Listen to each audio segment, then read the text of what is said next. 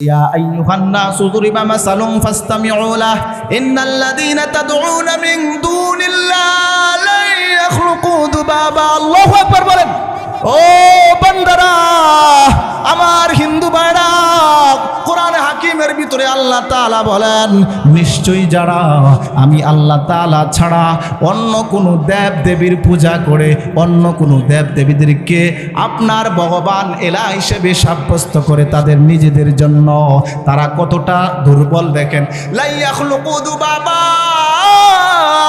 আপনি বর্তমান সময়ের কথাই বলেন হিন্দু ভাইদের মহা একটা বড় দেবী মা তার নাম হলো দুর্গা আছে না নাই বলেন দুর্গা এত বিশাল বড় দুর্গা যার হাত হলো 10টা হাত কয়টা ভগবানের হাত আমি কোনো ধর্মকে নিন্দা করছি না জাস্ট আপনাদেরকে বোঝানোর জন্য সত্য কথাগুলো পৌঁছে দেওয়ার জন্য দুর্গার হাত কয়টা 10টা এগুলোরও প্রেক্ষাপট ইতিহাস আছে তো 10টা হোক তারপরেও তারা যদি কেউ প্রতিহত করতে চায় কোনো খাবার দিয়ে আসে সে খাইতে পারবে কেউ যদি দুর্গার উপরে আক্রমণ করে সরস্বতীর উপরে আগমন করে কেউ কি ফেরাইতে পারবে তারা রদ করতে পারবে না আপনি দেখেন সারা পৃথিবীময় বিশেষ করে ভারত উপমহাদেশে যে সমস্ত সনাতন ধর্ম অবলম্বী ভাইয়েরা মূর্তি পূজা করছে তাদের নিন্দার ব্যাপারে এটা গর্হিত কাজ তারাও স্বীকার করে অনেক বদ্ধ ফ্যামিলির শ্রেণীর হিন্দুরাও এটা স্বীকার করে আল্লাহ বলেন যে দেখেন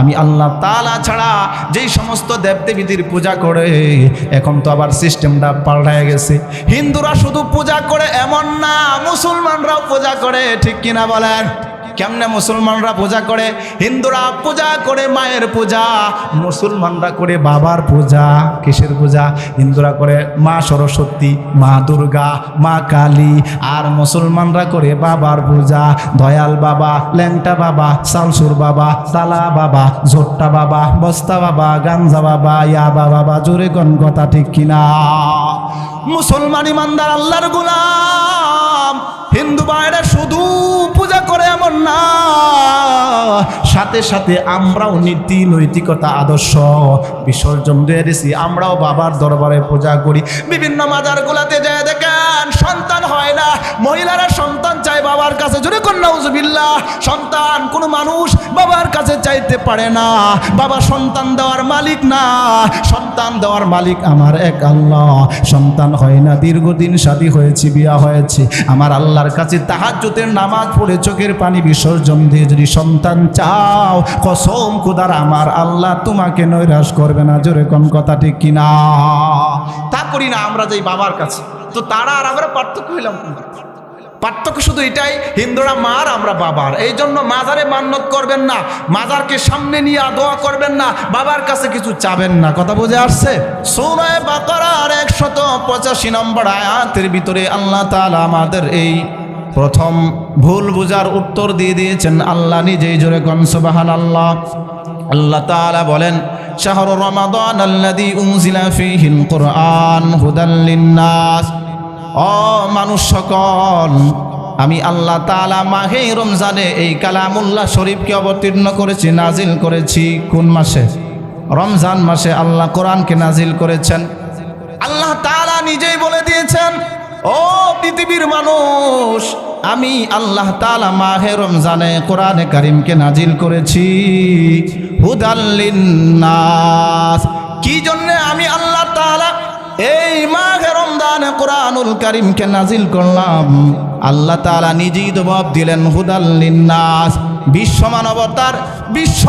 মানবতার কল্যাণের জন্য হেদায়েতের জন্য আমি আল্লাহ তাআলা রমাদানুল মুবারক মাসে কোরআন নাজিল করলাম জোরে কোন সুবহানাল্লাহ মুসলমান ইমানদার আল্লাহর গোলাম আল্লাহ কেন কোরআন নাজিল করলেন আল্লাহ নিজেই বলে দিলেন হুদাল লিন্নাস মানব জাতির হেদায়েতের জন্য কোন জাতির হেদায়েতের জন্য আসুন মানব শব্দটা ব্যাপক না মানব বুঝেন তো মানব মানে মানুষ জাতি এবার মানুষ জাতির ভিতরে হিন্দু বৌদ্ধ খ্রিস্টান চাকমায়া মারমায়া হাজং গাড়ো ত্রিপুরা চংচঙ্গা যা বলেন এই বর্তমান পৃথিবীতে প্রায় 4342টির ঊর্ধ্বে তার থেকেও বেশি ধর্মমতের মানুষ আছে তো সেই ধর্মমতের মানুষগুলো মানুষ না বলেন মানুষ যদি মানুষ হয় তাহলে তো তাদের জন্য আল্লাহ তাআলার এই কোরআন কিনা বলেন, আপনারাই বলেন, তাদের জন্য এই কোরআন কিনা? না শুধু মুসলমানদের জন্য এই কোরআন? না, তাদের জন্য এই কোরআন। কারণ আল্লাহ কোরআনে সুস্পষ্টভাবেই বলে দিয়েছেন হুদাল লিন্নাস, আমি কালামুল্লাহকে নাজিল করেছি মানব জাতির কল্যাণে, হেদায়েতের জন্য। মানব জাতি বলতে শুধু মুসলমান না, মানব জাতি বলতে হিন্দু, বৌদ্ধ, খ্রিস্টান, হাজং, গাঢ়, পৃথিবীতে যত জাত প্রজাতির মানুষ আছে সব মানুষই মানব, ঠিক কি না? কারণ আপনি দেখবেন তাদের হাত পাও এক, তাদের চেহারা আমাদের চেহারা, গরমিল আছে, সব কিছু এক।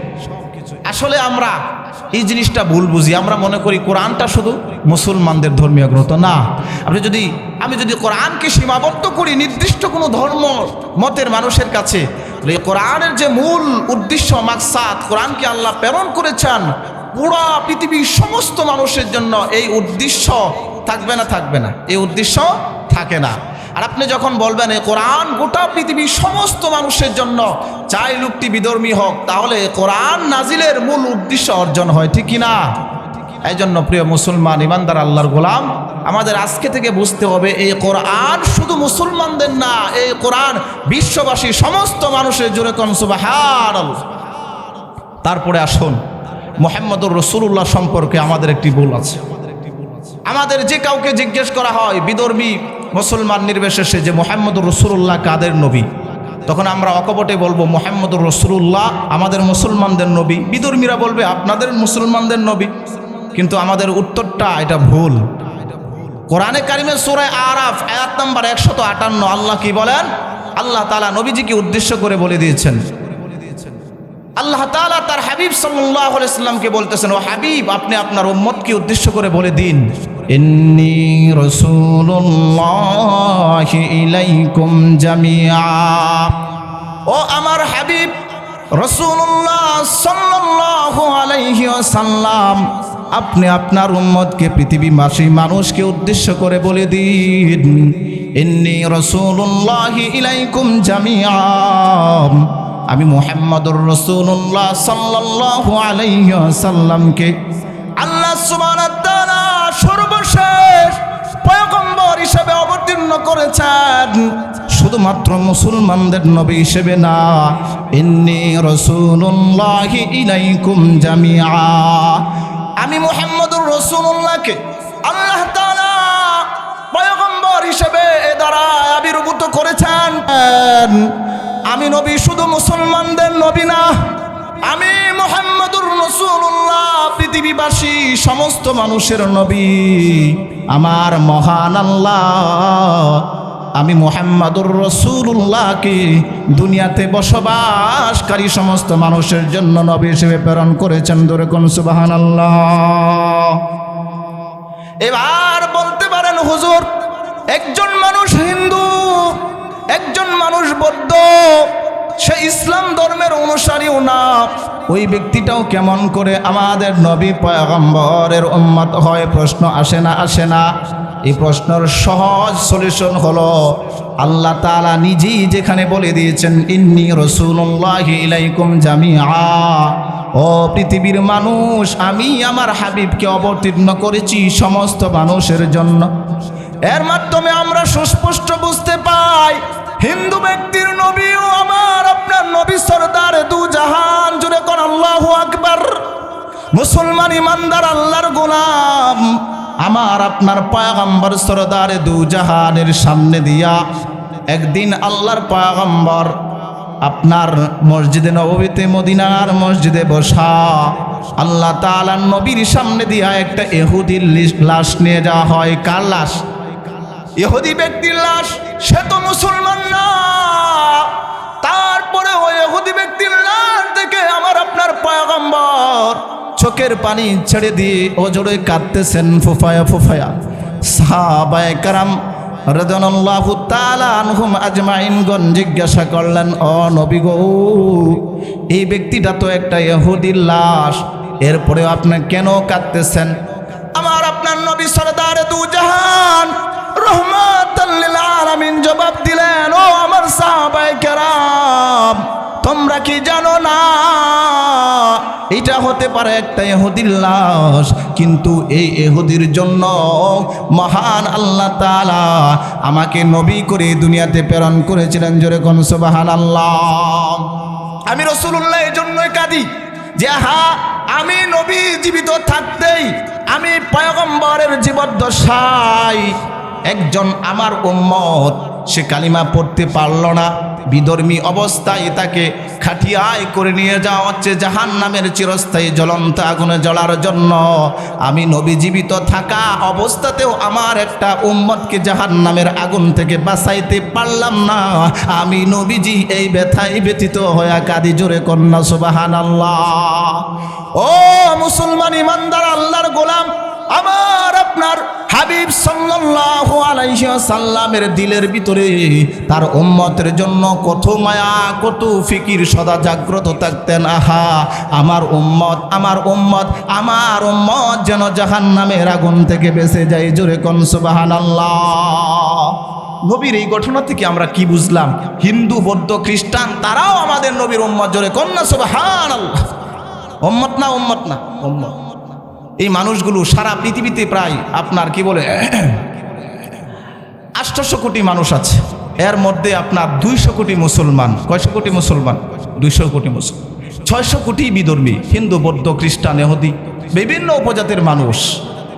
তাহলে পৃথিবীতে 200 কোটি মানুষ শুধু 800 কোটি মানুষ থেকে মুসলমান হওয়ার কারণে জান্নাতে যাবে, আর 600 কোটি মানুষ জাহান্নামে যাবে। এটা কেমন করে হয়? এটা কি আল্লাহ চান? না, আল্লাহ চান না। বিদায় আল্লাহ তাআলা সমস্ত মানুষের জন্য আমাদের নবীকে পাঠাইছেন। হযরত ঈসা আলাইহিস সালামের আগমনের আগ পর্যন্ত আমাদের সমস্ত নবীদের উম্মত এবং নবীদের আপনার কি বলে সময়সীমা ভাগ করা ছিল। কিন্তু যেই আল্লাহ তাআলা আমার আপনার নবী সরদারে দু জাহানকে পৃথিবীর জমিনে প্রেরণ করলেন, সেদিন থেকে কিয়ামত পর্যন্ত যত মানুষ এ দ্বারায় আসবে, সমস্ত মানুষই আমার আপনার নবীর উম্মত হয়ে আগমন করবে। জোরে কন্যা সুবহানাল্লাহ। এই মেসেজটা অমুসলিমদের মাঝে পৌঁছে দেওয়ার দায়িত্ব আমাদের ছিল না? ছিল না? বলেন। আমাদের নবী ছিলেন দায়ী। আমরা দায়ী নবীর দায়ী উম্মত কিনা বলেন? আমরা দায়ী নবীর দায়ী উম্মত হিসেবে বিধর্মীদের মাঝখানে দ্বীনের দাওয়াত, ইসলামের সুমহান বাণী পৌঁছে দেওয়া আমাদের প্রত্যেকের দায়িত্ব। কারণ আমরা দায়ী নবীর দায়ী উম্মত। আর প্রকৃত তাবলিগ এটাই। এই যে আমরা তাবলিগ করি, অনেক তাবলিগের মুরব্বীরা থাকতে পারেন, কথাটা ভালো করে বোঝা লাগবে, না হলে আবার ভুল বুঝবেন। প্রকৃত তাবলিগ হচ্ছে, তাবলিগ শব্দটি বাবে তাফঈলের মাজদার, উলামায়ে কেরাম বুঝবে। বাল্লাগা ইউবাল্লিগু তাবলিগুন, বাবে তাফঈল থেকে। এর অর্থ হলো আপনার মুসলমান কর্তৃক অমুসলিমের কাছে, মুসলমান কর্তৃক হিন্দু, বৌদ্ধ, খ্রিস্টানের কাছে ঈমান, ইসলামের, কোরআনের দাওয়াত দেওয়া, তার নাম হলো তাবলিগ। জোরে কন্যা সুবহানাল্লাহ। এবার বলতে পারেন, হুজুর আমরা যে এখন মসজিদে মসজিদে তাবলিগ করি, এইটা কি? তাহলে এটা আসলে তাবলিগ না, এটা হলো তালিম। এটা কি? তালিম। তাবলিগ এবং তালিমের ভিতরে কি আছে? পার্থক্য আছে। তাবলিগ হলো মুসলমান কর্তৃক বিধর্মীর কাছে দ্বীনের সুমহান দাওয়াত দেওয়া, আর তালিম হলো মুসলমান কর্তৃক মুসলমানকে ওযু, গোসল, নামাজ, রোজা, মাসলা মাসাইল শিখানো। এটা হলো তালিম। তা আমাদের বর্তমানে যে তাবলিগ ভাইয়েরা তাবলিগ শিরোনামে কাজটি করেন, সেটি তাবলিগ নয়, সেটি হচ্ছে তালিম। তবে সেটিও করার প্রয়োজন আছে, সেটি করার প্রয়োজন আছে। তাহলে এটাই মূল তাবলিগ। এই তাবলিগের জন্য আমার আপনার নবী বাদান নবুয়ত 23 বছর জীবন কাটাইছে। আপনি আমি যদি বাস্তবে দেখি, আমরা তো বুঝি না, বাপ দাদা পরম্পরা সূত্রে আমরা মুসলমান হয়ে গেছি। আপনার দাদা, আমার দাদা মুসলমান ছিল, সেই সূত্রে বাবাও মুসলমান, সেই সূত্রে আমিও এখন মুসলমান। মুসলমান হওয়ার জন্য রক্ত জড়ানো, কষ্ট করা, ঘর বাড়ি, বাপের ভিটামাটি সব কিছু বিসর্জন দেওয়ার কোনো একটাও আমাদেরকে স্পর্শ করে নাই। বিদায় আজকে আমি আপনি বুঝি না যে মুসলমান কারে বলে, মুসলমান হওয়ার জন্য কত কষ্ট করতে হয় বিধর্মীদেরকে। জুড়ে কোন ঠিক কিনা? এক একজন অমুসলিম যারা মুসলমান হয়েছেন দ্বীনের পথে, আমাদের কাছে বহু এরকম শত শত কারগুজারি আছে। আপনাদের দোয়ায় আলহামদুলিল্লাহ এই অদম সারা বাংলাদেশে বিভিন্ন জাতি প্রজাতির মানুষের মাঝে দ্বীনের দাওয়াতের কাজ করি, তবলিগ করি। আল্লাহ তাআলার কে রাজি খুশি করার জন্য দোয়া করবেন, যেন আল্লাহ হায়াত তৈবা বাড়াইয়া দিয়া আল্লাহ তাআলা দ্বীনের কাজগুলো অদম বান্দাদের দিয়া আল্লাহ তাআলা উঠান কবুল করেন। সকলে বলেন আমিন। যে কথা বলতেছিলাম, আমরা যদি বাস্তবিক করতে দেখি, আপনার আমরা মনে করি যে বিধর্মীদের কাছে আমরা দ্বীনের দাওয়াত কেন দিব? অথচ দেখেন, মানবিক দৃষ্টিতে ইমানি দায়িত্বে একজন বিধর্মীকে দাওয়াত দেওয়াই কিন্তু ইসলাম এবং মানবতার সম্পূর্ণ তাকাজা দাবি, ঠিক কিনা বলেন? আপনি দেখেন আমার আপনার বাড়ির পাশেই কত অমুসলিম আপনার হিন্দু বৌদ্ধ, আপনাদের এই অঞ্চলে লাখপুর অঞ্চলে চালাকচর অঞ্চলে হিন্দু বৌদ্ধ খ্রিস্টান আছে না নাই? আছে, কম বেশ আছে। বহু মানুষ এমনও আছে, বহু খ্রিস্টান বহু হিন্দু একসাথে ছোটবেলা থেকে আমরা তাদের সাথে চলাফেরা করেছি। অনেকে মুরব্বী আছেন, হয়েছে না এরকম, একসাথে খুব ক্লোজ, খুব কাছের ছিল। কিন্তু দেখেন আমি কোনোদিন তার দোকান থেকে আমি ক্রয় বিক্রয় করেছি, আমি কিনেছি, সে আমার দোকান থেকে কিনেছি, সামাজিকভাবে মানুষ হিসেবে সবাই একসাথে চলাফেরা সব কিছু ঠিকঠাক হয়েছে। কিন্তু একটা বার আমার দিমাগ মস্তিষ্কে বলে নাই, হ্যাঁ ওই তুই আব্দুর রহমান মরার পরে তোর পাপের শাস্তি আল্লাহ তাআলার কাছে পাশ্চাত্য দেওয়ার পরে একদিন না একদিন তো জান্নাতে যাইবে, কিন্তু তুই যে লোকটার সাথে ঘুরতেছিস, সে যে অসীম কুমার, সে যে নারায়ণ, সে যে ইন্তেকালের পর মরার পরে চিরস্থায়ী জাহান্নামের জ্বলন্ত আগুনে পুড়বে, সেই জাহান্নামের বান্দাটাকে তোর একটু দাওয়াতের মাধ্যমে তোর সাথে একসাথে চলাফেরা করিস, সেখান থেকে বাঁচাইবার জন্য একটা দিন মৌখিকভাবেই দাওয়াতটা তো তুই দিলি না, এটা মানবতার দাবি রাখে না বলেন? কত মুসলিমরা আমাদের সাথে চলে, তারা বিদায় নিয়ে আজকে আপনার চিতার আগুনে পুড়ে তাদের সমাধি হয়ে গেছে। কিন্তু কই কোনো দিন তো আমরা নবীওয়ালার কাজের ফিকির নিয়ে, মায়া নিয়ে, আবেগ নিয়ে, মহব্বত নিয়ে তাদের কাছে একটা দিন আমরা যাই না দিনের দাওয়াত। এই জন্য আল্লাহ তাআলা আমাদেরকে হাসরের ময়দানে গ্রেফতার করবেন। কত অমুসলিম আপনার আমার পক্ষ থেকে দিনের দাওয়াতটা শুধু পাওয়ার জন্য আপনার হা করে আছে। যেই দাওয়াত পাবে আপনি দুই চারটা কর্তা বোঝাবেন, সে হয়তো বা কালিমার প্রতি, ইমানের প্রতি চলে আসবে। এই কয়েকদিন আগেও শুনলাম চালাকচর বাজারে আমাদের একজন ভাই ব্যবসায়ী, সম্ভবত সে কালিমা পড়ে দিনের প্রতি আসছে। আমাদের বোঝার দরকার মূলত সমস্ত মানুষের রব, সমস্ত মানুষের মালিক তো একজন আল্লাহ, ঠিক কিনা বলেন? আপনারা কি ভাবেন যে হিন্দু ব্যক্তির মালিক ভগবান শ্রীকৃষ্ণ? কথা বুঝতেছেন আমার? একটু জবাব দিয়েন। একবারে নিশ্চুপ থাকলে কথা না বললে আবার কথা বললে মজা পাওয়া যায় না। আপনারা কি ভাবেন হিন্দু ব্যক্তির মালিক আল্লাহ, সৃষ্টিকর্তা ভগবান বা শ্রীকৃষ্ণ এরকমটা না? খ্রিস্টানের মালিক গড এরকমটা? মুসলমানের মালিক শুধু আল্লাহ বা রব এরকমটা না। আপনি হিন্দু বৌদ্ধ খ্রিস্টান যাই বলেন, মুসলমান সবার মালিক এক আল্লাহ, তার নামও আল্লাহ, জোরে কন্যা সুবহানাল্লাহ। কেমনে দেখেন আমাদের সমাজে, আমাদের রাষ্ট্রে ইট বাটা আছে না নাই? আশেপাশে বলেন, ইট বাটা আছেন? ইট বাটা বোঝেন না? আচ্ছা, এখন এই ইট বাটা থেকে আপনার বিভিন্ন ফর্মায় ইট বের হয় না?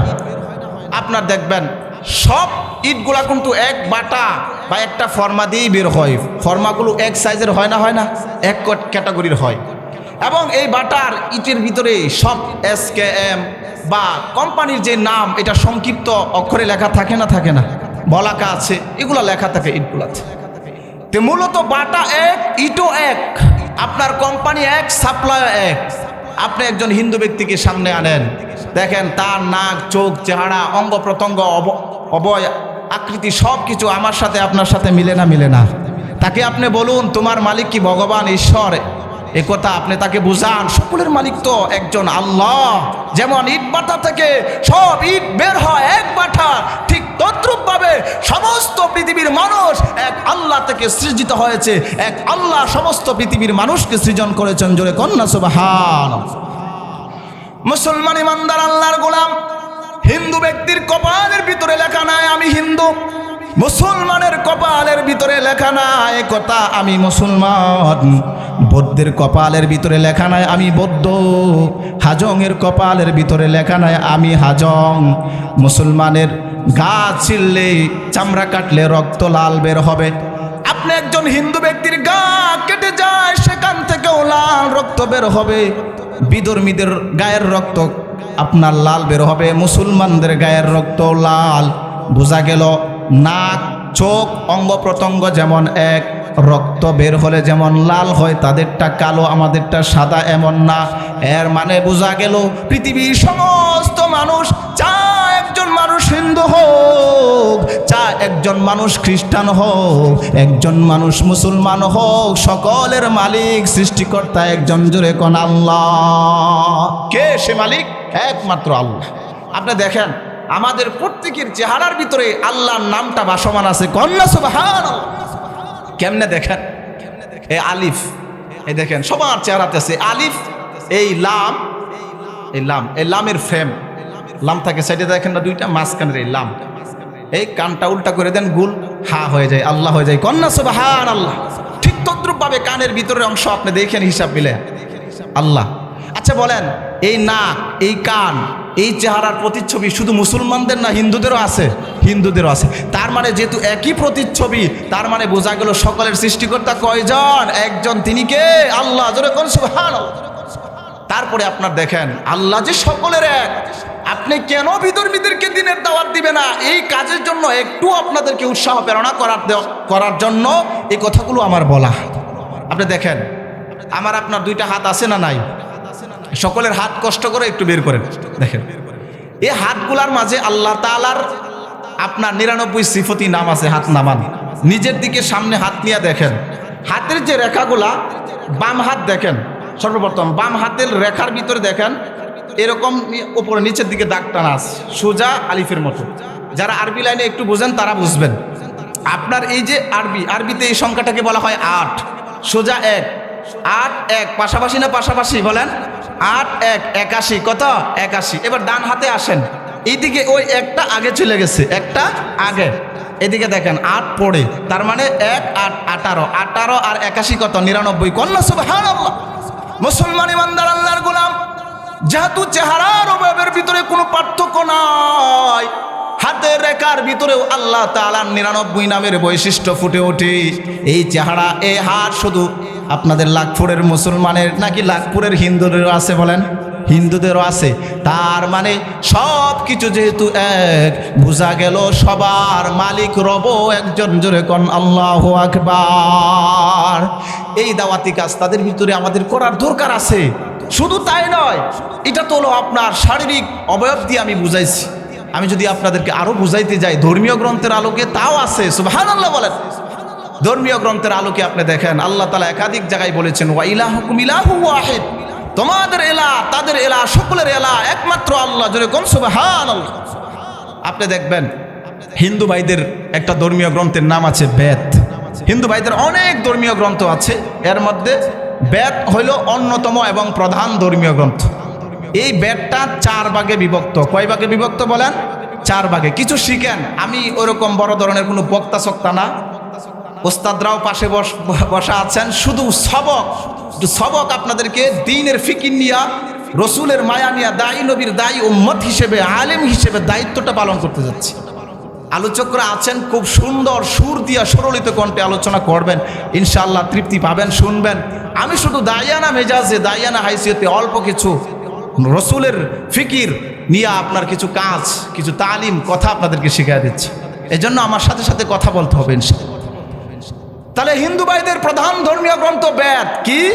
বেদ। বেদ 4 ভাগে বিভক্ত। কয় ভাগে? 4 ভাগে। ঋগ্বেদ, সামবেদ, যজুর্বেদ, অথর্ববেদ। কথা বোঝা আসছে? আপনি যজুর্বেদের ভিতরে যদি আমরা দেখি, এক আল্লাহ তাআলার পরিচয়। কিতাবগুলো আপনার অনেক কাটসাট হয়েছে, হেরফের হয়েছে। নিজেরা অনেক, যারা ঠাকুর ব্রাহ্মণরা রয়েছে, নিজেদের হাতে অনেক কিছু লেখালেখি করছে, সংযোজন বিয়োজন হয়েছে। এরপরেও অনেক সত্য এটা চাপা পড়ে রয়েছে, সত্যটা এখন বাসিত হয়েছে। সুবহানাল্লাহ বলেন। আপনার যজুর্বেদের ভিতরে যদি দেখি, তাহলে যজুর্বেদের 110 মণ্ডল, 10 নম্বর সূক্ত, 114 সূক্ত, আর মণ্ডল নাম্বার 10, মন্ত্র নাম্বার 5। এখানে সুস্পষ্ট বলা হয়েছে, একং ব্রহ্মা দ্বিতীয়ং নাস্তি নেহনা নাস্তি কিঞ্চন। একং ব্রহ্মা দ্বিতীয়ং নাস্তি নেহনা নাস্তি কিঞ্চন। একং ব্রহ্মা, ব্রহ্মা বা সৃষ্টিকর্তা একজন। দ্বিতীয়ং নাস্তি, দ্বিতীয় কেউ নাই। নেহনা নাস্তি কিঞ্চন, নাই নাই। কিঞ্চন মানে একেবারেও বিন্দু পরিমাণ নাই। জোরে কোন সুবহান। হিন্দু ভাইদের ধর্মীয় গ্রন্থ বেদ, যজুর্বেদ থেকে প্রমাণ দিলাম, এক আল্লাহ, তার সাথে অন্য কারো শরীক সাব্যস্ত করা যাবে না। অন্যত্র এক জায়গায় আসছে, য এতং দেবমে কবিতং বেদ ন দ্বিতীয় ন তৃতীয় চতুর্থ না পুচ্ছতে নষ্টমে না নবম দশম না পুচ্ছতে। এটাও বেদের একটা মন্ত্র। এখানে বলা হয়েছে মালিক সৃষ্টিকর্তা একজন, ব্রহ্মা একজন। 2 3 4 5 6 7 8 9 10 এইভাবে দশম হিসেবে তিনি আখ্যায়িত হন না। যে পৃথিবীর যেই মানুষগুলো সৃষ্টিকর্তা ব্রহ্মা বা আল্লাহকে এক বলে জানবে, তারাই এই ব্রহ্মার সান্নিধ্য বা ব্রহ্মার স্বর্গ লাভ করতে পারবে। জোরে কন্যা সুবহানাল্লাহ। তাহলে সৃষ্টিকর্তা একজন, আল্লাহ একজন। এই কথাটা আপনি বিধর্মী ভাইয়ের কাছে পৌঁছাতে পারবেন না, আপনি আপনার বাসায় পৌঁছাবেন, আপনার দায়িত্ব সেরে ফেলবেন আপনি। এটা আমাদের মানবিক দায়িত্ব, ইমানি দায়িত্ব বটে। রসুলুল্লাহর পুরো 23 বছর জীবন নবুয়তের পরে এই কাজের জন্য তিনি বিলীন করেছেন। তারপরে আপনি দেখুন, আল্লাহ তাআলা এক, তার সাথে অন্য কাউকে শরীক সাব্যস্ত করা যাবে না। মুহাম্মদুর রাসূলুল্লাহ সাল্লাল্লাহু আলাইহি ওয়াসাল্লাম একমাত্র আল্লাহর রসুল, এবং মূর্তি পূজা করা যাবে না, এটা চিরনিন্দিত এবং গর্হিত কাজ। এই কথাগুলোর প্রমাণ তাদের ধর্মীয় গ্রন্থ রয়েছে। এবার আসুন, মুহাম্মদুর রাসূলুল্লাহ এক, আল্লাহর পরিচয় দিলাম, ঠিক আছে না? আল্লাহ একজন। আপনি একজন হিন্দু বৌদ্ধকে জিজ্ঞেস করে দেখেন, এই কথাটাকে তারা আপনার কি বলে অস্বীকার করতে পারবে না। এই মন্ত্র, এই কথাকে তারা অস্বীকার করতে পারবে না, অকপটে তাদের মেনে নিতে হবে। আর এই মেনে নেওয়াটাই তাদের সংস্কৃত ভাষায় একং ব্রহ্মা দ্বিতীয়ং নাস্তি নেহানা নাস্তি কিঞ্চন। আর আমাদের আরবি ভাষায় লা ইলাহা ইল্লাল্লাহ। কোন পর্যন্ত হইল? লা ইলাহা ইল্লাল্লাহ। এবার আসুন, আপনার হিন্দু ভাইদের ধর্ম অনুযায়ী যুগ হলো 4টা। কয়টা? 4টা। সত্য, ত্রেতা, দ্বাপর, কলি। 3 যুগ চলে গেছে। সত্যের যুগে তাদের 4 যুগে, আপনার 4 যুগের নির্দিষ্ট সময়সীমা আছে। সেই 4 যুগের নির্দিষ্ট সময়সীমার ভিতরে তাদের ধর্ম অনুযায়ী, তাদের বিশ্বাস অনুযায়ী আল্লাহ তাআলা অর্থাৎ ভগবান বিভিন্ন ধরনের অবতার পাঠান। আমাদের ভাষায় নবী, তাদের ভাষায় কি? অবতার। সত্যযুগে একজন অবতার আসছিল পৃথিবীবাসী মানুষকে বিপর্যয় থেকে মুক্তি দেওয়ার জন্য। সেই অবতারের নাম হলো আপনার, না এটা সত্যের যুগে না, অনেক মুরব্বীরাও জানে, আপনারা শুনছেন, আরো অনেক জায়গায় আলোচনা করছি এই বিষয়গুলো নিয়ে। দেখছেন, শুনতে শুনতে অনুপ্রেরণা জাগে, শুনতে শুনতে অনেক কিছু শিখা যায়। এই জন্য যে কোনো আলোচকের আলোচনা শুনবেন, কিছু শিখবেন, আমলে পরিণত করার চেষ্টা করবেন। তো আপনার কি বলে, সত্যের যুগের যে অবতার, ত্রেতা যুগের যে অবতার, ধারাবাহিকভাবে সবগুলো আপনার চলে গেছে। সত্য যুগের অবতারের নাম ছিল আপনার হরি। হরি কি? হরি। দেখবেন আপনাদের আশপাশে অনেক সময় হিন্দু মানুষ যখন মারা যায়, তখন তাকে ওই খাটিয়ার উপরে যখন আপনার বহন করে নিয়ে যাবে ওই চিতার আগুনে পোড়ানোর জন্য, তখন কিছু মানুষ ঠাকুররা পিছন দিকতে তাদেরকে বলে, আরেকজনের ডাক দিয়া, তারা মনে করে এটা মুক্তি, তাদের ধর্মীয় বিশ্বাস। বলে বলো হরি, হরি বলো, হরি বলো, কয় না, কয় না বলে, মানে হরির নাম বললে মুক্তি পাওয়া যাবে। জোরে কন্যা নাউজুবিল্লাহ।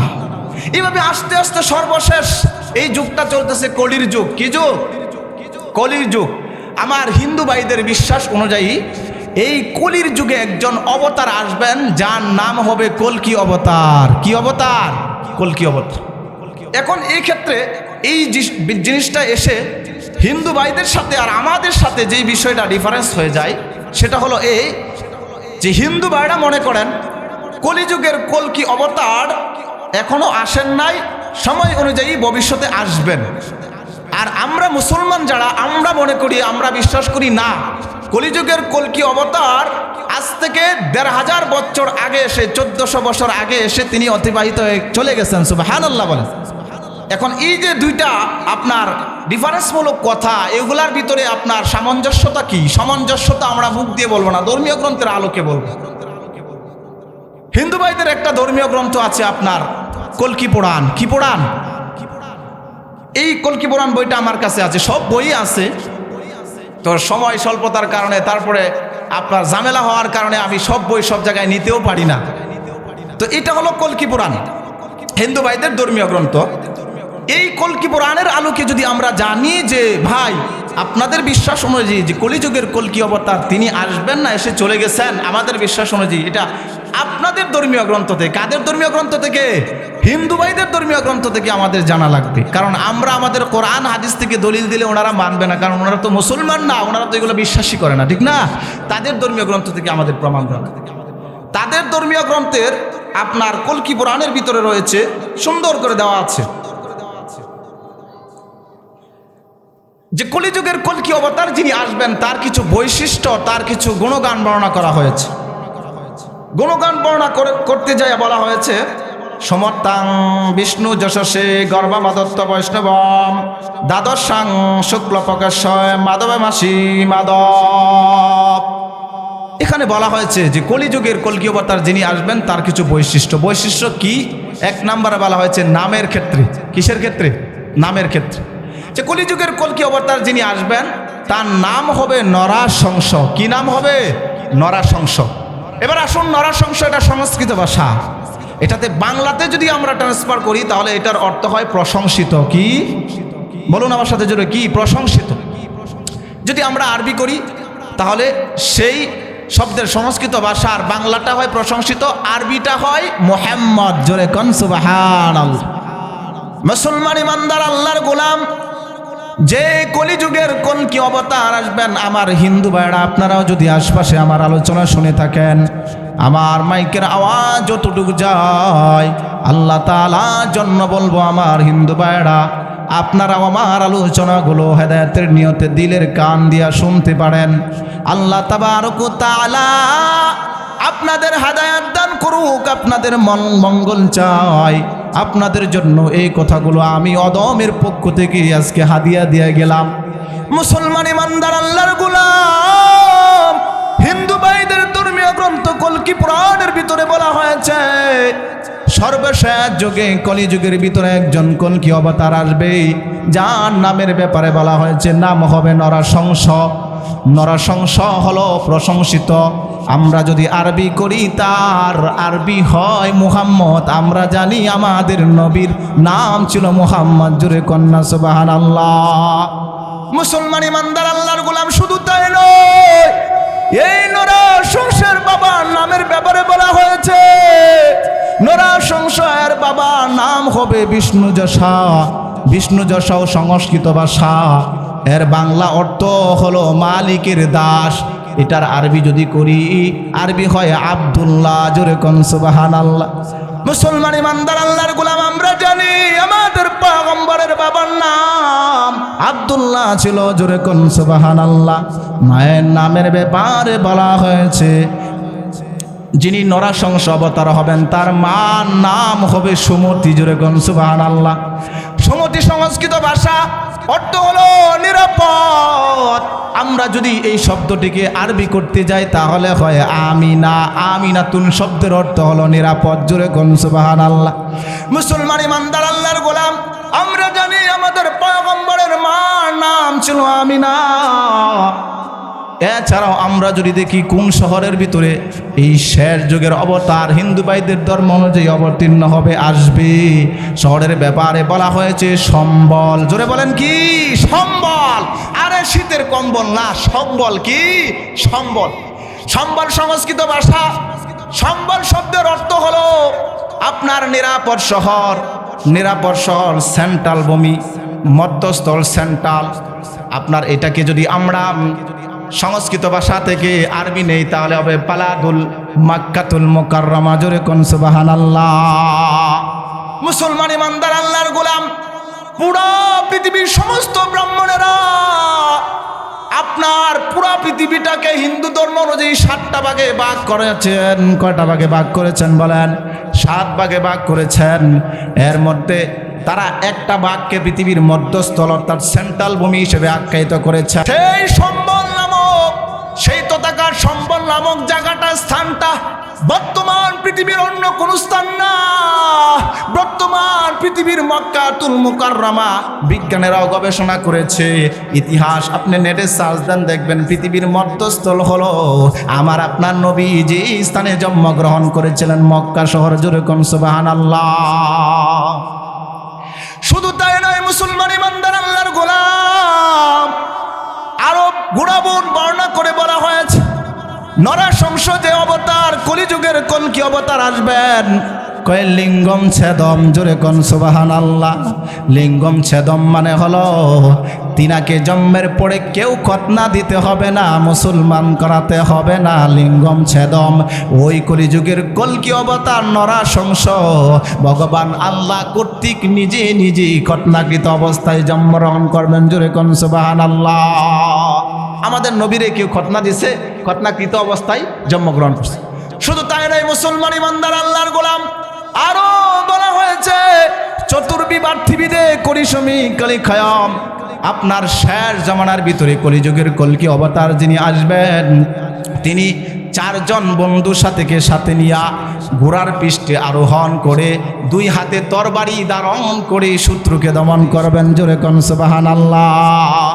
আচ্ছা আপনারা বলুন তো দেখি, কোন হিন্দু ভাই খ্রিস্টান ভাইকে যদি আমরা জিজ্ঞেস করি, বিশেষ করে হিন্দু ভাইকে, যে এখন বর্তমানে যেই যুগ যেই সময় আপনার 2 হাতে তরবারি ধারণ করে ঘোড়ার পৃষ্ঠে আরোহণ করে আপনার যুদ্ধ করে, নাকি এক একটা কামান এক একটা মিসাইল মেরে দেয়, আপনার শত শত সহস্র জমি একবারে ভলন্টিত করে দেয় একবারে, ঠিক আছে নি কথা? আপনার এখন তরবারি দিয়া ঘোড়ার উপরে উইটা যুদ্ধ করার সময় আছে? কিন্তু আপনি যদি হিন্দু ভাইকে জিজ্ঞাসা করেন, আপনাদের ধর্মীয় গ্রন্থ কল্কি পুরাণের ভিতরেতে বলা হয়েছে কলিযুগের কল্কি অবতার যিনি আসবেন তিনি ঘোড়ার পিঠে উঠে তরবারি হাতে নিয়ে 4 সাথীকে নিয়ে যুদ্ধ করবেন। ঘোড়ার পিঠে উইটা তরবারি ছুরি নিয়া তীর নিয়া যুদ্ধ করার সময় এখন কি আছে? তার মানে বোঝা গেল এই সময় আজ থেকে 1500 বছর আগে আমাদের নবী এইভাবে যুদ্ধ করেছিলেন। জোরে আল্লাহু আকবার। মুসলমান ইমানদার আল্লাহর গোলাম, এখন আসুন 4 জন সাথীকে নিয়ে যে যুদ্ধ করবেন, সেই 4 জন সাথী কারা? বলা হয়েছে হযরতে আবু বকর, উমর, উসমান, আলী। জোরে কোন সুবহানাল্লাহ। এই সমস্ত প্রমাণ এর বাইরে আর কোনো কিছু যাওয়ার প্রয়োজন আছে? যে কলিযুগের কল্কি অবতার একজন আসবেন, তিনি এসে চলে গেছেন, তিনি আমাদের নবী। এখন হিন্দু ভাইরা শুধু মাইনা আমাদের নবীকে অ্যাকসেপ্ট করলেই হয়। জোরে কোন সুবহানাল্লাহ। আমরা সমস্ত হিন্দু ভাই খ্রিস্টান ভাই তাদের জন্য দোয়া করবো, আল্লাহ যেন এই বিষয়গুলো তারা বুঝে আসার আমাদের নবী তারা আমাদের আল্লাহকে অ্যাকসেপ্ট করে ফেলে। এই বিষয়গুলো বাস্তবে আপনি একজন অমুসলিমকে বিধর্মীদেরকে দাওয়াত দেন, তারা মানবে, অ্যাকসেপ্ট করবে। আহা, আজ সারা পৃথিবীর দিক দিগন্তে ইসলামের জয়গান হচ্ছে। এক একজন দাঈ ইলাল্লাহর মাধ্যমে, এক একজন দাঈ ইলাল্লাহর মাধ্যমে বহু বিধর্মী মানুষরা এখন ইসলামের ছায়াতলে আসতেছে। বিধর্মীরা এখন ইসলামের সৌন্দর্য দেখে মুগ্ধ, বুঝে তারা ইসলাম যে পৃথিবীতে একমাত্র একটা সত্যিকার ধর্ম। জোরে কোন সুবহানাল্লাহ। আল্লাহ তাআলা নিজেই তো বলে দিয়েছেন, ইন্নাদ-দীনা ইনদাল্লাহিল ইসলাম। ও পৃথিবীর মানুষ, আমি আল্লাহ তাআলা মানব জাতির মুক্তির জন্য একখানা মাত্র ধর্ম দিয়েছি, সেটা হলো ইন্নাদ-দীনা ইনদাল্লাহিল ইসলাম। দিন ভা ধর্ম হিসেবে একমাত্র আমি আল্লাহ তাআলার কাছে একটা ধর্ম গ্রহণযোগ্য, সেটা হলো দ্বীন আল ইসলাম। জোরে কোন সুবহানাল্লাহ।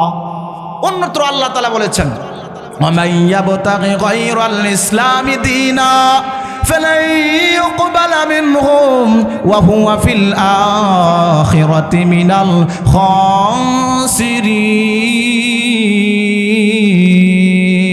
আল্লাহু আকবার বলেন। মুসলমান ইমানদার আল্লাহর গোলাম, আল্লাহ তাআলা সুন্দর করে ডাক দিয়ে বলেন, এই ইসলাম ধর্ম ছাড়া অন্য কোনো ধর্মকে পৃথিবীর কোনো মানুষ যদি নিজেদের মুক্তির মূল মন্ত্র হিসেবে পরলৌকিক জীবনে মুক্তির জন্য তারা গ্রহণ করে, আল্লাহ বলেন ফালাই ইউকবালা মিনহু, আমি আল্লাহ তাআলা ওই ব্যক্তির পক্ষ থেকে সেটাকে গ্রহণ করব না। যেহেতু আল্লাহ তাআলা ইসলাম ধর্ম বাদে অন্য কোনো ধর্মকে মানুষের ইহকালীন বা পরকালীন জীবনের শান্তির জন্য মুক্তির জন্য গ্রহণ করে, আল্লাহ তার থেকে সেটাকে গ্রহণ করবেন না। এর মানে বোঝা গেল একটা ধর্মই বর্তমানে সত্য আল্লাহর পক্ষ থেকে, সেটাই হলো ইসলাম। জোরে কোন সুবহানাল্লাহ। আমার বিধর্মী ভাইদেরকে আজকের এই প্রাঙ্গণ থেকে আমি দ্বীনের দাওয়াত দিয়ে গেলাম। যত দূর আওয়াজ গেছে যদি কোনো অমুসলিম ভাই শুনে থাকেন, ইনশাআল্লাহ ইসলামের দাওয়াত দিলাম। আপনিও ইসলামের ছায়াতলে আসুন, ইসলামের সৌন্দর্য দেখে আর দূরে আপনি রয়েন না, কাছে আসেন। আল্লাহ তাআলার সত্য ধর্ম ইসলামের সুমহান ধর্মের দাওয়াত আপনাদেরকেও আমি দিয়ে গেলাম।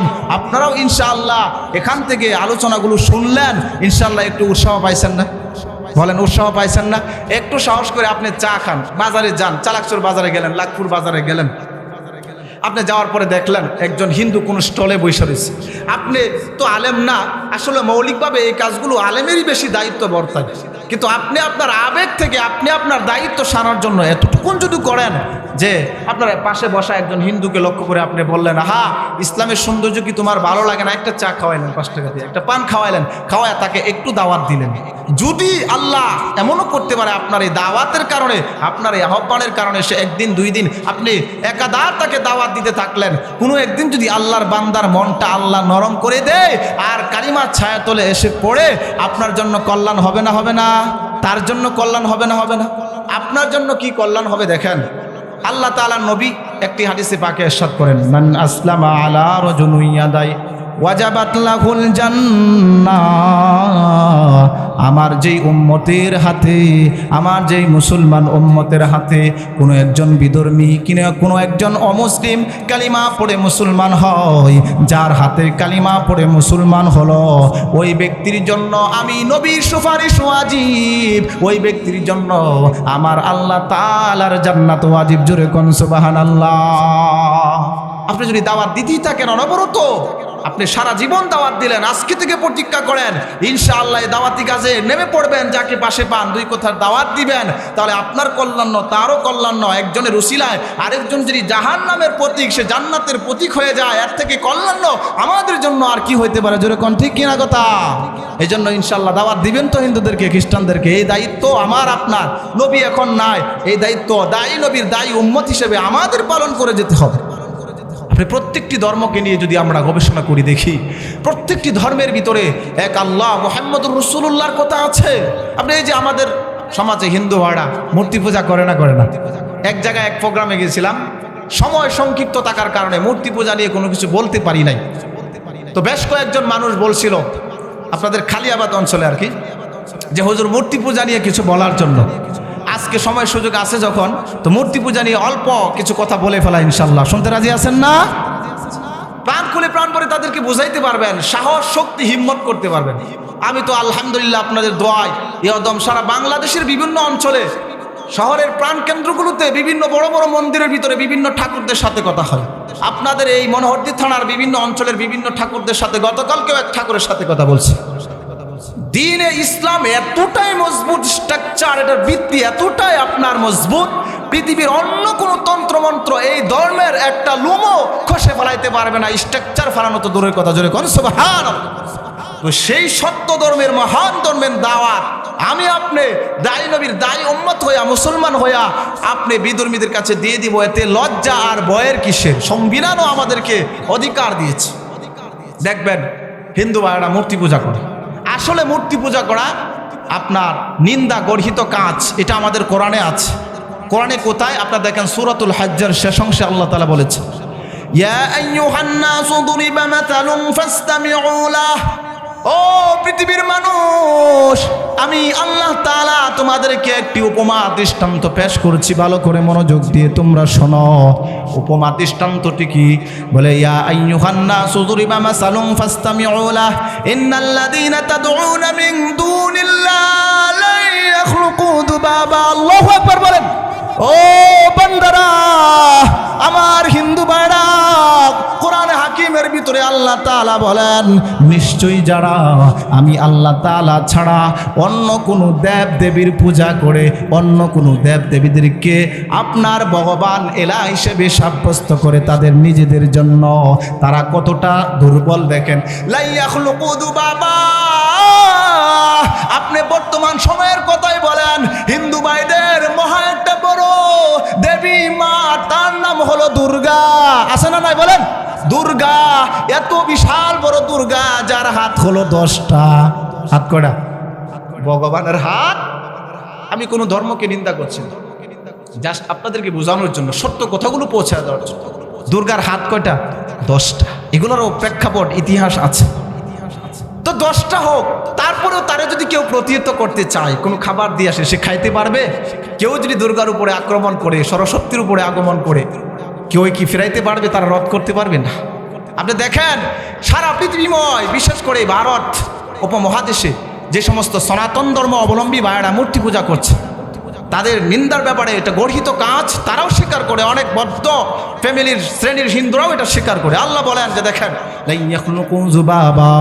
আমি আল্লাহ তাআলা ছাড়া যেই সমস্ত দেবদেবীদের পূজা করে, এখন তো আবার সিস্টেমটা পাল্টায় গেছে। হিন্দুরা শুধু পূজা করে এমন না, মুসলমানরাও পূজা করে। ঠিক কিনা বলেন? কেমনে মুসলমানরা পূজা করে? হিন্দুরা পূজা করে মায়ের পূজা, মুসলমানরা করে বাবার পূজা। কিসের পূজা? হিন্দুরা করে মা সরস্বতী, মা দুর্গা, মা কালী, আর মুসলমানরা করে বাবার পূজা। দয়াল বাবা, ল্যাংটা বাবা, সালসুর বাবা, তালা বাবা, ঝোট্টা বাবা, বস্তা বাবা, গাঞ্জা বাবা, ইয়াবা বাবা। জোরে কোন কথা ঠিক কিনা? মুসলমান ইমানদার আল্লাহর গোলাম, হিন্দু ভাইরা শুধু পূজা করে এমন না, সাথে সাথে আমরাও নীতি নৈতিকতা আদর্শ বিসর্জন দিয়ে দিছি। আমরাও বাবার দরবারে পূজা করি। বিভিন্ন মাজারগুলাতে যায় দেখেন সন্তান হয় না, মহিলারা সন্তান চায় বাবার কাছে, জোরে কর নাউজুবিল্লাহ। সন্তান কোনো মানুষ বাবার কাছে চাইতে পারে না, বাবা সন্তান দেওয়ার মালিক না, সন্তান দেওয়ার মালিক আমার এক আল্লাহ। সন্তান হয় না, দীর্ঘদিন শাদী হয়েছে, বিয়া হয়েছে, আমার আল্লাহর কাছে তাহাজ্জুদের নামাজ পড়ে চোখের পানি বিসর্জন দিয়ে যদি সন্তান চাও, কসম খোদার আমার আল্লাহ তোমাকে নৈরাশ করবে না। জোরে কোন কথা ঠিক কিনা? তা করি না আমরা যাই বাবার কাছে। তো তারা আর আমরা পার্থক্য হইলাম, পার্থক্য শুধু এটাই, হিন্দুরা মার আমরা বাবার। এই জন্য মাজারে মান্যত করবেন না, মাজারকে সামনে নিয়ে দোয়া করবেন না, বাবার কাছে কিছু চাবেন না। কথা বুঝে আসছে? আপনি দেখেন আল্লাহ তাআলা বলেছেন যে সমস্ত বিধর্মীরা আমি আল্লাহকে ভুলে দেবদেবীর পূজা করে, তাদের দেবদেবীরা কত দুর্বল, বাবা একটা মাছেও তারা, একটি মশাও তারা তৈরি করতে পারে না। বরঞ্চ শুধু তাই নয়, তাদের সামনে কোনো খাবার দিলে খেতেও পারে না, তাদের সামনে কোনো খাবার দিলে তাদের সামনে থেকে খাবারটা যদি কেউ ছিনিয়ে নেওয়া যায় সেটাও তারা আত্মরক্ষা করতে পারে না, নিজেদের প্রাণটাকে পর্যন্ত আত্মরক্ষা করতে পারে না। এমন নিতান্ত অসহায় দুর্বল মাবুদের ইলাহের পূজা করে বিধর্মীরা। কথা বলেন ঠিক কিনা? আর আমরা মুসলমান ইমানদার আল্লাহর গোলাম এমন এক মালিকের পূজা করি, এমন এক মালিকের উপাসনা করি যেই মালিক আমাকে আপনাকে খাবার দেন, যেই মালিক আমাকে আপনাকে পড়ান শোনান। সুবহানাল্লাহ বলেন। এজন্য ইমানদার আল্লাহর গোলাম আমরা সেই মালিকের পূজা করি, সেই মালিকের ইবাদত করি যেই মালিক আমাকে আপনাকে সুন্দর সুস্থ সবল একটা শরীর দিয়েছেন, যেই মালিক আমাকে আপনাকে খাবার দেন, যেই মালিক আমাকে আপনাকে পড়ান, অসুস্থ হলে সুস্থ করেন, যেই মালিক আল্লাহ তাআলা আমার আপনার সব কিছুর ইন্তজাম ব্যবস্থাপনা করেছেন, সেই মালিকের উপাসনা আমরা করি। জোরে কোন সুবহানাল্লাহ। কুরআন থেকে আপনার মূর্তি পূজার নিন্দার বিষয়টা পাইলেন যে তারা এমন জিনিসের মাবুদের পূজা করে ভগবানের যারা নিতান্তই দুর্বল, নিজেরা কিছু বানাইতেও পারে না, খাইতেও পারে না, এমনকি নিজেদের জানকে তারা আত্মরক্ষাও করতে পারে না, এমন দুর্বল জিনিসের পূজা আপনার বিভিন্ন বিধর্মীরা করে। এবার আসুন, হিন্দু ভাইদের ধর্মীয় গ্রন্থ আছে আপনার বেদ। বলছিলাম বেদটা 4 ভাগে বিভক্ত, ঋগ্বেদ, সামবেদ, যজুর্বেদ, অথর্ববেদ। ঋগ্বেদের ভিতরে আপনার 39 নম্বর মন্ত্রের ভিতরে আছে কি আছে? এই যে মূর্তি পূজা নিন্দনীয়তা সম্পর্কে, যারা মূর্তি পূজা করবে তাদের কি শাস্তি, এটা নিন্দাটা কি, এই সম্পর্কে বলা হয়েছে ঋগ্বেদের 39 নম্বর মন্ত্রের ভিতরে বলা হয়েছে। আন্দাং তামা প্রবিশন্তি যাহা সংবতি মুপাশতে ততবয়েপ্তে তম যৌ সম্বুত্তরতা। ঠাকুর বাবাজিরা পাঠ করেন বিভিন্ন পূজা উৎসবে, বলা হয়েছে অন্দাং তামা প্রবিশন্তি যাহা সংবতি মুপাশতে ততবয়েপ্তে তম যৌ সম্বুত্তরতা। অন্ধংতম প্রবিশন্তি, আপনার অন্ধকার চির নরকে প্রবেশ করবে। আপনারা দেখেন হিন্দু ভাইদের ধর্মীয় অনুযায়ী, বিশ্বাস অনুযায়ী আমাদের যেমন জান্নাত জাহান্নাম, তারা বলে স্বর্গ আর নর্গ। নর্গ মানে কি? জাহান্নাম, আর স্বর্গ মানে জান্নাত। হিন্দু ভাইদের ধর্মীয় গ্রন্থের ঋগ্বেদের 39 নম্বর মন্ত্রে যে কথাটা বলা হয়েছে যে ব্যক্তি আপনার মূর্তি পূজা করে, কোনো হস্তশিল্পের পূজা করে, সে নরকে মানে জাহান্নামের আগুনে পড়বে। তার চেয়েও বেশি কঠিন নরকে পড়বে যে ব্যক্তি হস্তশিল্পে নিজ হাতে বানানো নির্মিত জিনিসের পূজা করে, তাকে পূজা অর্চনা করে, সেই ব্যক্তি কঠিন থেকে কঠিনতম নরকের আগুনে পড়বে। জোরে কোন নাউজুবিল্লাহ। আমাদের কোরআনে তো আছে, হিন্দু ভাইদের ধর্মীয় গ্রন্থের ভিতরে আছে সুস্পষ্টভাবে। হিন্দু ভাইরা আপনাদেরকে দাওয়াত দিব, বলবো অনেক কিছু তো বুঝেন, জানেন, মাশাআল্লাহ অনেক শিক্ষিত হিন্দু পণ্ডিতরা আছেন, অনেক কিছু বুঝেন। দাওয়াত রেখে গেলাম, কথাগুলো বুঝবেন, চিন্তা করবেন, আপনারাও বুঝবেন, শুনবেন, চিন্তা করে তাদেরকে দাওয়াত দিবেন। আল্লাহ সুবহানাহু ওয়া তাআলা এত সুমহান মর্যাদাপূর্ণ ভিত্তি মজবুত একটি আমাদেরকে ধর্ম দিয়েছেন। এই ধর্মের মানুষ হইয়া আমরা বুঝতে পারি না আমাদের ধর্ম আমাদের কাছে মূল্যায়ন। নামাজ পড়ি না, রোজা রাখি না, ইসলামের বুনিয়াদী আমলগুলো আমরা করি না, অথচ যারা বিধর্মী তারা বুঝে ধর্মের মূল্য কেমন। একজন নবমুসলিম যারা আছে এদের জীবনী পড়লে চোখ দিয়ে পানি ধরে রাখা যায় না, চোখ দিয়ে পানি ধরে রাখা যায় না। আল্লাহ শুকরান বলতেছি আপনার এই অদমের হাতে সারা দেশব্যাপী আপনাদের শুধু উৎসাহ নেওয়ার জন্য কথাটা বলতেছি। শুকরান ফকরান না, যতজন মানুষ কালিমা পড়েছে অদমের হাতে হাত ধরে, এর ভিতরে 4 নাম্বার যে মানুষটা কালিমা পড়েছে তার কষ্ট আজও আমার যদি মনে হয়, তার হৃদয় বিদারক ঘটনা আমি শুনি। আপনার তার নাম ছিল তাপস, তার থেকে আমি নাম দিয়েছি আফজাল হোসেন। তার দেশের বাড়ি উত্তরবঙ্গের লালমনিরহাট জেলায়। নিজের হাতে নাম দিয়েছি। অনেক কষ্ট লাগে, সে যে কি করে আসছে, সে যে কি করে আসছে ইসলামের জন্য, কতটুকুন কষ্ট এই সংক্ষিপ্ত সময়ে বোঝানো সম্ভব না। এক একটা নবমুসলিম যারা মুসলমান, হিন্দু ছিল, খ্রিস্টান ছিল, আমরা তো এখন বাপ দাদার বিটা মাটিওয়ালা, কিন্তু তারা যখন কোনো অমুসলিম সনাতন ভাইরা যখন কালিমা পড়ে মুসলমান হয়ে যায়, তখন তাদের ধর্ম অনুযায়ী তাদেরকে আর বাড়িতে থাকতে দেয় না, তাদেরকে আপনার একবারে বাড়ি বিটা ছাড়া করে দেয়। বাবার উত্তরসূরি হিসেবে বাবার ওয়ারিসও পায় না। চিন্তা করেন আমি আপনি কত সুখে শান্তিতে মুসলমান নাম দিয়া কত কিছু করে আমরা চলতেছি, কত আনন্দ আমস্যের ভিতরে দিনটাকে ধর্মটাকে বানায় ফেলছে। তো আমার ওই ভাইয়েরা, আমার আপনার ওই ভাইয়েরা যারা অমুসলিম বিধর্মী ছিল, আজ তারা ইসলামের কারণে বাড়ি হারাইছে, মা হারাইছে, বাবা হারাইছে, ভাই হারাইছে, বোন হারাইছে, গ্রামাঞ্চল হারাইছে।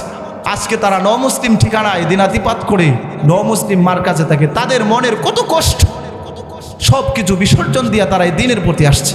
আজ যদি আমার আপনার এই লাখপুরে মুসলমানের এই অবস্থা হয়তো আল্লাহ জানে আমি আপনি ইসলামের উপর কতটা থাকতে পারতাম। এই বিষয়গুলো হিসাব করা লাগবে, চিন্তা করা লাগবে। এই পরীক্ষা তো আমার আপনার উপর দিয়ে আসে না, তারপরেও কেন আমরা আমি আপনি ধর্মের প্রতি এত অবহেলা, এগুলো আমাদের থেকে আশাবাদী না। এজন্য আপনার যারা কষ্ট করে দিনের পথে আসছে তাদের থেকে তাদের হিস্টোরি শুই না দেখা আমাদের বোঝার দরকার না আমরা অনেক সুখে অনেক শান্তিতে আছি। একজন অমুসলিম ভাইয়ের এত কঠিন কারগুজারি, এত কঠিন কারগুজারি আপনারা হয়তো বা অনেকে শুনে থাকবেন বা শুনছেন। আমাদের পার্শ্ববর্তী সনাতন ধর্মরা এত কঠিন, এত কঠোর, কঠিন অবস্থা। আমাদের ধর্মীয় গ্রন্থগুলো পড়ার জন্য তো স্বাভাবিকভাবে যে কোনো শ্রেণীর মানুষের অথরিটি আছে, আছে না নাই? আছে। আপনার মনে করেন কোরআন যে কোনো মানুষ পড়তে পারে। একজন মসজিদ পড়া সেও কোরআন পড়ার অনুমোদন রাখে না? রাখে না? রাখে। আপনার রিক্সাওয়ালার ছেলে, কুলির ছেলে, সেও কোরআন পড়তে পারে। কিন্তু হিন্দু ধর্মটা, সনাতন ধর্মটা এমন না। এই ধর্মের এই যে প্রধান গ্রন্থ বেদ, এগুলা সবাই পড়তে পারে না। শুধু ঠাকুর ব্রাহ্মণরা পূজা মণ্ডপগুলাতে পাঠ করে আর অন্যরা শুনে। একটা সময় এমন ছিল ভারতবর্ষে, অন্যরা যদি পড়তো তাহলে আপনার তাকে জীবনই দেওয়া লাগতো। কেন তুমি এটা পড়লা? ধর্মীয় গ্রন্থ পড়ার অথরিটি নাই। তারপরে কেউ যদি শুনে ফেলতো তাহলে তার কানের ভিতরে গরম উত্তেজিত সীসা ঢেলে দেওয়া হতো। কেন তুমি বেদ শুনলা? কেন তুমি গীতা শুনলা? জোরে কন্যা উজুবিল্লাহ। কিন্তু ইমানদার আল্লাহর গোলাম মুসলমান ভাইয়েরা, আমাদের ধর্মটা কত সহজ, কত সুন্দর। ইসলাম ধর্ম আল্লাহ তাআলা আমাদেরকে দান করেছেন, দিয়েছেন। আমাদের উচিত এই ধর্মের কদর করা, এই ধর্মকে মূল্যায়ন করা, বুঝা আমাদের এই ধর্ম অনুযায়ী আমল করা। পাশাপাশি যারা আমাদের বিধর্মী ভাই রয়েছেন তাদের কাছেও সুন্দর ধর্মের সৌন্দর্যগুলোকে ফুটাইয়া তোলা। যদি আমরা এটা পারি, ইনশাআল্লাহ আশা করা যায় আমাদের ঈমান আমলের তারাক্কি হবে, উন্নয়ন হবে এবং সারা দেশময়, সারা বিশ্বময় আবারও আল্লাহ তাআলার এই ইসলাম ধর্মের কোরআনের জয়গান বেজে উঠবে। জোরে কোন আল্লাহু আকবার।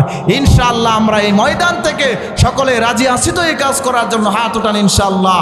আল্লাহ তাআলা, আয় মালিক, তুমি তাকাইয়া দেখো কতগুলো বান্দা এই লাখপুর পূর্বপাড়া মসজিদের প্রাঙ্গণ থেকে হাট পাইছে, তারা বিধর্মীদের কাছে দ্বীনের দাওয়াত পৌঁছে দেবে। আল্লাহ সকলকে আপনি কবুল আর মঞ্জুর করেন। সকলে বলেন আমিন।